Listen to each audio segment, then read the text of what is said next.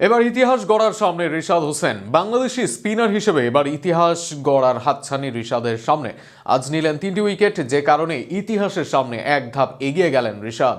আগামী ম্যাচে, সেখানে মেলবোর্নের ম্যাচে ইতিহাস করতে পারেন এই লেগ স্পিনার। বাংলার এই লেগের পারফরমেন্স ও ইতিহাস গড়ার হাতছানি নিয়ে থাকছে প্রতিবেদন। 4 ওভার বোলিং শেষে যখন নিজের স্পেল শেষ করলেন, ধারাভাষ্যকার বলে উঠলেন, বিগ ব্যাশে নিজের সেরা স্পেল কাটালেন রিশাদ হোসেন।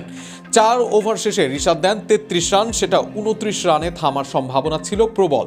তবে সহজ ফিল্ডিং মিসে অতিরিক্ত 4 রান হজম করতে হয়েছে এই লেগিকে, অর্থাৎ 4 ওভারে 29 রানে 3 উইকেট।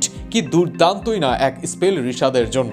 রিশাদ এদিন পেয়েছেন অ্যারন হার্ডি, কপার কনলি ও লাউরিয়া ইভান্সের উইকেট। যারা ক্রিকেট নিয়মিত ফলো করেন তারা এই তিনজনকে চিনেন ভালোভাবেই।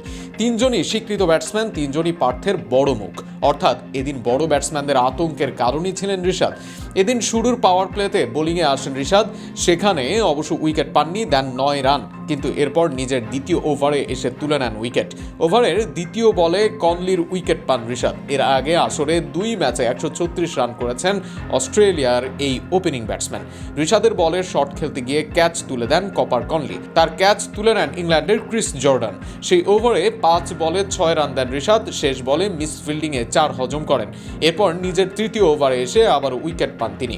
সেখানে তাকে সুইপ খেলতে গিয়ে পরাস্ত হন অস্ট্রেলিয়ান অলরাউন্ডার অ্যারন হার্ডি। সেই ওভারে দুর্দান্ত বল করেন রিশাদ, দেন মাত্র 5 রান। এরপর শেষ দিকে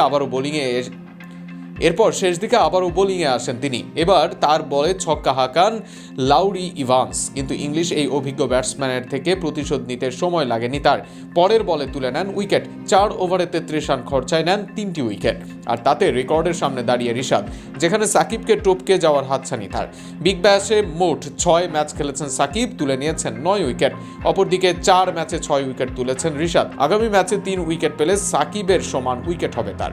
আর পরের ম্যাচে যদি পান 4 উইকেট, তবে সাকিবের উইকেট টপকে রিশাদ হবেন বিগ ব্যাশে বাংলাদেশের সর্বোচ্চ উইকেট সংগ্রাহক। এবার দেখা যাক পরের ম্যাচে মেলবোর্নের বিপক্ষে সেই রেকর্ড ছুঁতে পারেন কিনা বাংলাদেশের লেগি গর্ব রিশাদ হোসেন।